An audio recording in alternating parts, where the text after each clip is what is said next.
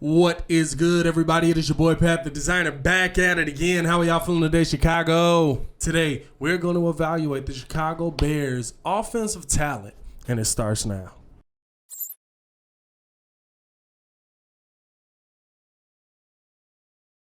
All right, now, if you are new to the channel, please like the video. Please subscribe to the page because we do talk Chicago sports weekly. We don't want you to miss a thing, so make sure that you hit that bell. Now, the Bears come into 2020 with a ton of questions, right? I mean, we've been asking questions all offseason. The questions are going to continue. But I want to look at each piece by piece, and break down at least how I feel the Bears offense is going to be looking going into the 2020 season. Is it going to be good? Is it going to be bad? Are the questions going to continue?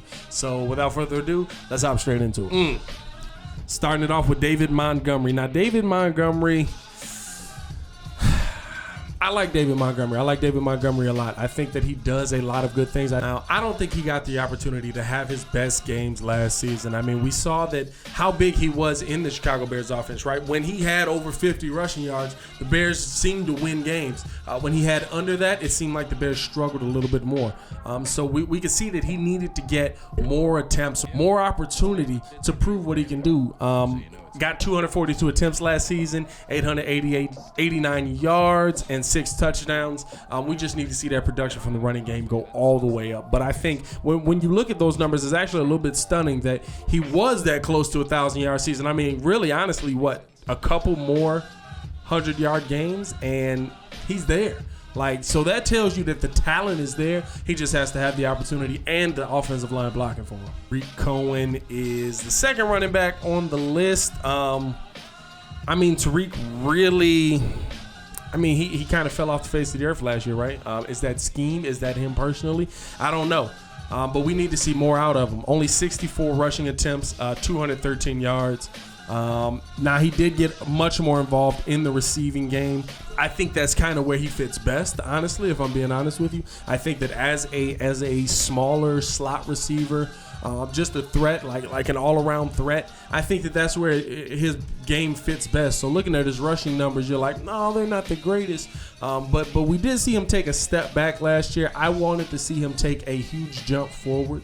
I wanted to see him become that Tyreek Hill kind of player.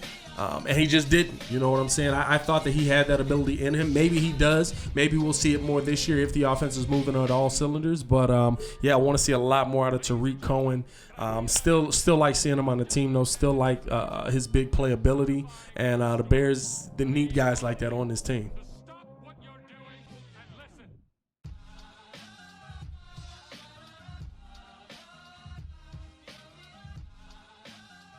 Allen Robinson, what really needs to be said? He's goated already in my book. Best thing that could help Allen Robinson is a better quarterback play. Whether that is Mitch or Nick, who knows at this point? With the shortened training camp, but I mean, with Mitch Trubisky playing as bad as he did last season, Allen Robinson still had a stellar season. Too shy of 100 catches. 98 catches, by the way. If you're a coach, you got to get him those 2 catches. Come on, bro. And then, over 1,000-yard season, 1,100-yard season. Only 7 touchdowns, but, that big playability. Like I said, with Tarik Cohen, he's another guy who can really give you that. He averaged about 11 yards a catch. And, honestly, when you look at Allen Robinson, he's the kind of receiver you're looking for. Big body, big catch radius. If you're going to have a young quarterback who's going to take those steps forwards like a lot of people are still hoping Mitch is, he's a guy that should be able to get him there. You know what I mean? I love what Allen Robinson does. The Bears have to offer him this contract extension. If they don't offer him this contract extension, it's wild. My mind will be blown. And I think if you allow him to get the free agency, he's probably not coming back. Anthony Miller.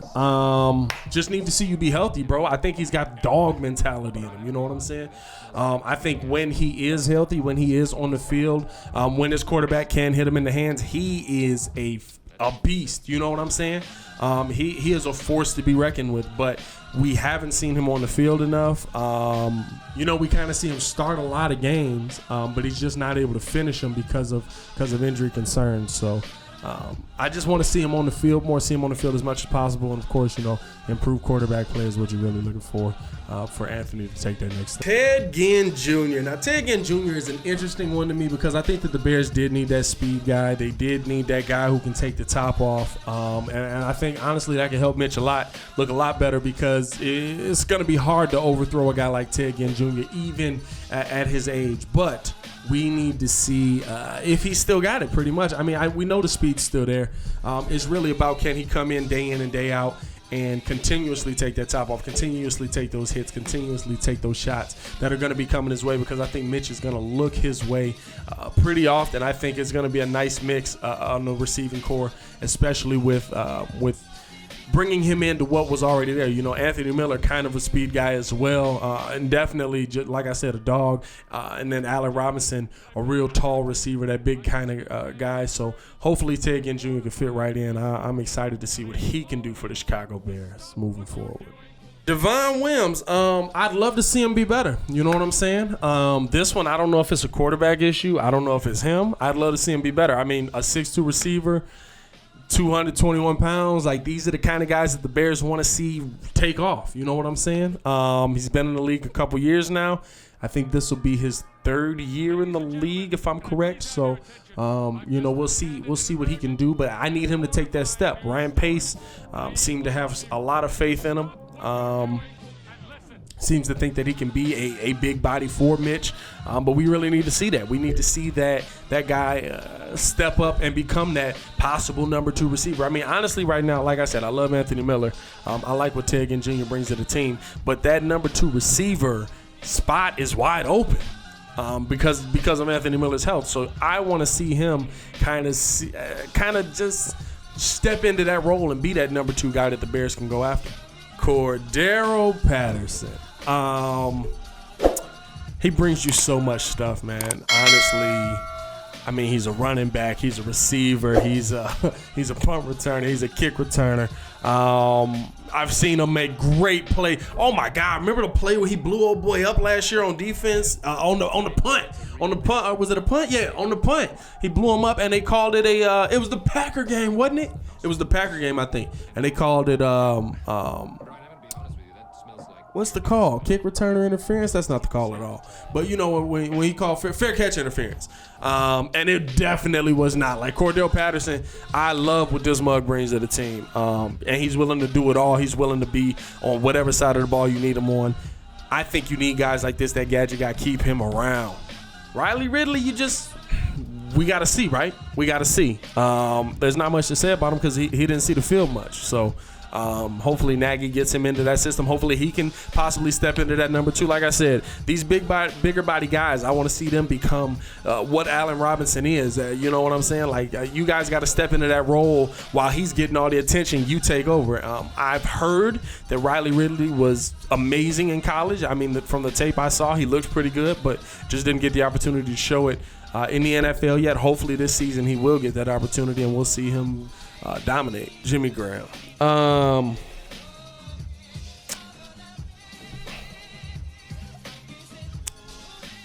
mean, there's no good way to say it, bro. Like,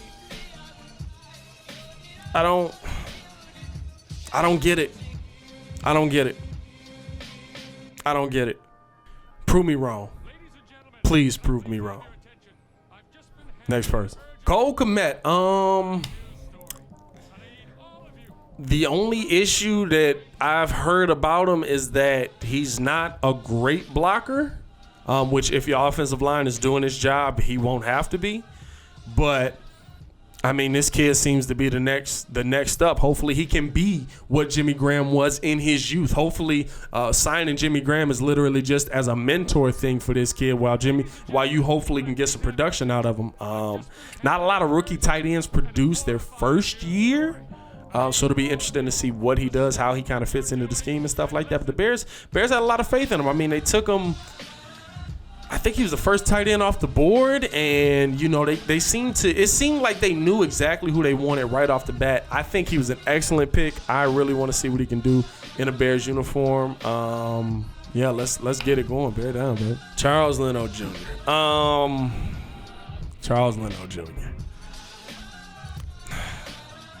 You know, there's some players that you know just by their number.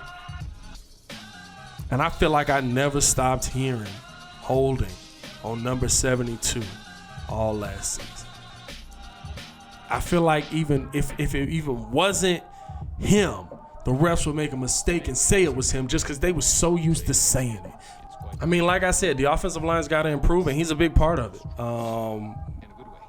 He's a big reason why Mitchell Trubisky was running for his life last season, why he didn't feel comfortable in the pocket. Like, I'm not saying I'm not saying that the offensive line is the reason Mitch was bad. I think Mitch is just bad on his own, but it doesn't help when your offensive linemen like Charles Leno Jr. are just either killing plays by holding, causing penalties, or getting blown up and getting your quarterback killed. Alex Bars is backing him up. Honestly, I would like to see what he can do. I would like to see what he can do, man. I mean, you draft these guys and you watch people in front of them get the opportunity and kind of botch the opportunity, but because they got that cohesion, you don't want to mess that up, right? But I would like to see if we could plug Alex Bars in there and see what he can do this season. Like, let's see if this kid can play, because clearly the people that we have there, and maybe bringing in Juan Castillo will fix things, but the scheme they showed last year was horrible. I mean, it literally just got guys killed every play. Like, it was tough to watch. It was tough to watch. So I'd like to see what Alex Bars got in the tank, and see if he is the answer at left tackle, right tackle, left guard. You know what I'm saying? Like, he's one of those guys that can move around. So I want to see what he's got full time. This James Daniels season to put up or shut up, man. Biggest thing with James Daniels is not vocal and kind of gets pushed around by that bull rush. I mean, I think that he was one of the better run blockers on the team. Now, I'm not going to act like I've broken down the numbers and like dive deep into them, you know what I'm saying? But I like James Daniels. I don't like him at center. Don't ever do that again. You know what I'm saying? Leave Cody Whitehair where he is. From what I heard, James Daniels is just not vocal enough to be center. It's not that he can't play, but he's not vocal enough to be a center. I feel like that was something where Ryan Pace tried to force something that didn't need to be forced, because you messed with something that worked the year before, and now all of a sudden it don't work. So just leave it alone. Let this man continue what he's doing, and hopefully we see some improvement. Cody Whitehair should have been the center all along. I think he's the best pick Ryan Pace has probably had so far. We know what he can do on this offensive line. We know that he is the voice of this offensive line, and we know that he's good at what he does. So let's keep him on the right path. Let's get him going in the right direction this season early. Don't mess with anything anymore. You know what I'm saying? Like, that's kind of what I'm going to have to keep reiterating. Don't mess with anything anymore. Leave these mugs alone. Now, Germain Ifedi is an interesting one because he was a first-round pick, 4 years ago, something like that? And he was just kind of hit or miss. So I feel like this is Ryan Pace trying to just let's see if we can salvage something out of this kid. When I look at his game tape, the things that I've seen, I'm going to be honest with you, it's not pretty. Like, is he great? No. Is he decent? Yeah, but you're running this guy out there as your starting tackle. Like, he's not a backup. Like, decent would be good if he was coming in for 25% of the plays. This man's going to be on the field a lot. So let's see.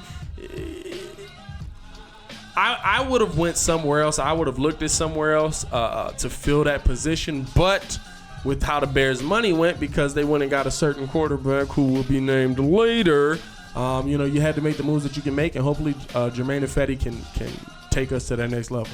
And finally, Bobby Massie. Now, I know I didn't go through everybody, but, it's a 53-man roster that hasn't been cut down yet. So, Bobby Massie, I like Bobby Massie, but he's getting up there. He's a nice player. But as an offensive lineman, I think he's 30 now. Listen, I can't even single him out. You got to single out the whole line. If they don't improve, the Bears are in for a long season. And that's the end of the story. It doesn't matter what quarterback is back there. It doesn't matter what receivers are out there. If this offensive line does not take a step forward this season, then this team will not succeed. because they won't have that offensive presence that they need. Now we come to our beloved quarterbacks, Mitchell Trubisky. What haven't I already said about Mitch? I need to see a lot of improvements. And there's no more excuses. I'm sorry for you Trubisky truthers out there who are saying that, well, the line did this, the coach did this, those things are all true.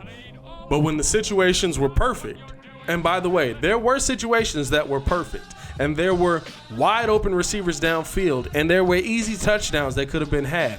He could not capitalize on those. And for those reasons, I don't think he's going to be the Bears quarterback moving forward. But at the end of the day, I would like to see him improve. One, because the Bears traded up to get this mug. And number two, and that's no fault of his. You know what I'm saying? That's not his fault that the Bears traded up. But it helps if you succeed when a team trades up to get you. And two, because honestly, he's the more future worthy of the quarterbacks. You know what I'm saying? Like, Nick Foles, we'll talk about him in a second, but Nick Foles is not the future. Nick Foles is a piece. And so I would love to see Mitchell Trubisky prove me wrong and come out and dominate these mugs, but I don't see it happening. And like I said, finally, Nick Foles. Nick Foles, is he the answer? No. Is he the savior? No. Can he get you to the Super Bowl? Absolutely. Can he do things offensively that he can look like the savior? Absolutely. But at the end of the day, I'm not looking at Nick Foles to be the long-term answer for the Chicago Bears. I am looking at the Chicago Bears defense to be the long-term answer. I am looking at the Chicago Bears wide receivers to be the long-term answer. And I'm looking at Nick Foles as a piece that can keep the defense off of the field and get the ball to receivers' hands and let them do what they do best. I would love to see Foles be great because it means the Bears are great. I think he will be the starting quarterback this season. Hopefully he's healthy enough to be the starting quarterback this season. You know what I'm saying? Those are things that you got to look at. It's not a great quarterback room right now. You know, there's just not a lot of guys in there that I would look at and be like, this is the guy I want dominating for my team for the next 20 years. Mostly because Nick Foles at 31, like, is he gonna? How long is he gonna hold up? How long is he gonna be the answer? Is it gonna go away if you pay him big money? You got to get somebody else in there. You got to get somebody young in there to make it happen. Hopefully it is Mitchell Trubisky. If not, on to the next one. That is the Chicago Bears offense. Not all of the offense. That's just most of the starting names that we know. Some of the names that we look at as very important pieces for this team. Let me know how you felt in the comments below. I am going to be down there discussing it with each and every one of you. When I look at the Bears offense, honestly, so many questions. So many questions, so many what ifs, so many things we haven't seen come to fruition yet. So there's a lot of work to be done here. Hopefully Matt Nagy's able to do it. I am going to get up out of here. It is your boy Pat the Designer back at it again. Y'all stay safe out of Chicago. If you want to continue watching Bears content, click the playlist here. Or for just the other Chicago sports content, check the links in the description below. Peace.